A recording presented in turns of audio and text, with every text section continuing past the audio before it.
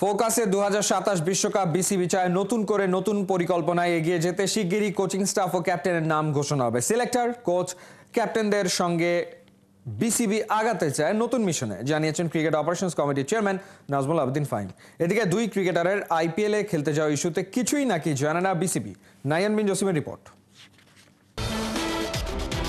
Coaching স্টাফে fielding coach নেই, সেই ভূমিকায় কখনো ট্রেনার কখনো ক্রিকেটার। ম্যাচে গিয়ে ক্যাচ মিস, চোখে লেগেছে বাজে গ্রাউন্ড ফিল্ডিং।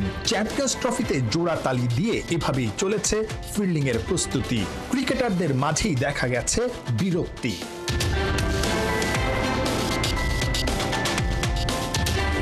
চ্যাম্পিয়ন্স ট্রফি ব্যর্থতার পর কোচিং স্টাফ নিয়ে নতুন ভাবনায় বিসিবি। নয়া ফিল্ডিং কোচ নিয়োগের কাজ বোর্ড গুছিয়ে এনেছে। চ্যাম্পিয়ন্স ট্রফিতে চুক্তির মেয়াদ শেষ হয়েছে হেড কোচ ফিল সিমন্সের। তারপরও ক্রিকেট বোর্ড নিজের সবচেয়ে বড় অ্যাসাইনমেন্টে ব্যর্থ হওয়া এই ক্যারিবিয়ানেই আস্থা খুঁজে ফিরছে। কোচিং স্টাফে আমাদের এবার ফিল্ডিং কোচ ছিল না, খুব দ্রুততম সময়ে আসলে একজন ফিল্ডিং কোচ দলের সঙ্গে যুক্ত হচ্ছেন কিনা, পাশাপাশি হেড কোচ যিনি আছেন তারও তো আসলে এই চ্যাম্পিয়ন্স ট্রফি পর্যন্ত মেয়াদ ছিল, তার মেয়াদটা কি কোনো বাড়ানোর চেষ্টা করা হচ্ছে নাকি নতুন কাউকে খোঁজা হচ্ছে? আবার ক্যাপ্টেনেরও একটা বিষয় চলে আসে, মানে এই তিনটা ইস্যু আসলে আপনারা কিভাবে দেখছেন বা কিভাবে সামনে এগোচ্ছেন? মানে কোচিং স্টাফ কারা থাকবেন এটা নিয়ে আমরা কাজ করছি। আমরা হয়তো 2-4 দিনের মধ্যেই অ্যানাউন্স করতে পারবো যে আমাদের জাতীয় দলের কোচ কে হচ্ছে বা অন্যান্য ক্ষেত্রে কাদের ব্যাপারে আমরা আগ্রহী বা কাদের ব্যাপারে কাদের সাথে আমাদের কথা হচ্ছে। ক্যাপ্টেনের ব্যাপারে নতুন করে অ্যানাউন্স করতে হবে, কারণ যেহেতু একটা টার্ম পর্যন্ত তার সময়সীমা বাধা ছিল, নতুন করে আবার অ্যানাউন্স করতে হবে এটুকুই। মানে শান্তই থাকছেন মোটামুটি ধরে? এটা বলি নাই, আমি বলছি এটা নতুন করে অ্যানাউন্স করতে হবে, সেটা যে কেউ হতে পারে। নয়া ক্যাপ্টেনের নাম না বললেও বোর্ডের আস্থায় নাজমুল শান্ত নতুন করে পেতে যাচ্ছেন ওয়ানডে আর টেস্টের দায়িত্ব। টি-20 ফরম্যাটে হবে ক্যাপ্টেন পরিবর্তন।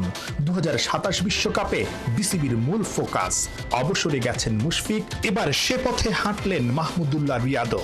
বিসিবি চিন্তা করে রেখেছিল মাঠ থেকে বিদায় দেয়ার, কিন্তু আচমকাই অবসরে চলে গেলেন সাইলেন্ট কিলার। আমরা জানি আমাদের লক্ষ্য হচ্ছে আগামী 2027 যে বিশ্বকাপ হবে সেই দিকেই এখন থেকেই নজর রাখা। তো সেটার উপর ভিত্তি করে আমরা আমাদের চিন্তা ভাবনা করে এগোচ্ছি এবং সেটার সাথে মানানসই একটা কোনো কিছু পরিকল্পনার মধ্যে দিয়েই হয়তো ওকে আমরা বিদায় দেবো।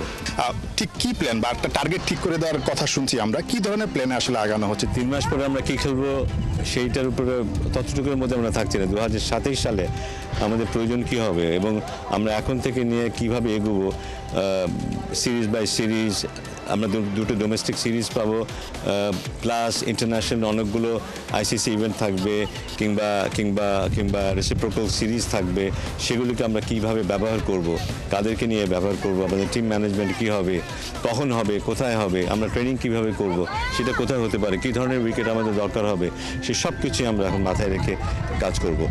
এটা নিয়ে আমরা খুব তাড়াতাড়ি বসবো এবং একটা জেনারেল আন্ডারস্ট্যান্ডিং আসতে চাইবে কোচদের সাথে, সিলেক্টরদের সাথে, ক্যাপ্টেনদের সাথে, সবার সাথে সব মিলিয়েই একটা দিক নির্দেশনা খুঁজে পাওয়ার চেষ্টা করব, যেটাকে সামনে রেখে আমরা এগিয়ে যাওয়ার চেষ্টা করব।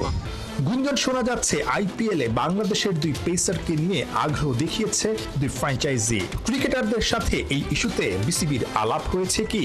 এই ধরনের কোনো ধরনের আসলে আলোচনা হচ্ছে কিনা কোনো ক্রিকেটার সাথে? কোনো আলোচনা হয়নি নিয়ে, আপাতত কেউ এনএসিও চায়নি, কোনো আলোচনা হয়নি।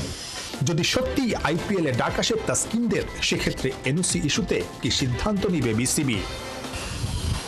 সার্বিক ক্রিকেটের জন্য যেটা বেনিফিশিয়াল হবে সেটা আমরা করার চেষ্টা করব। অনেক সময় এমন হতে পারে ঘরোয়া ক্রিকেট বাদ দিয়েও আমরা কাউকে পাঠাতে পারি, যদি মনে করি তাতে আমাদের ক্রিকেটারের লাভ হবে এবং আমাদের জাতীয় দলের লাভ হবে, তেমন হতে পারে।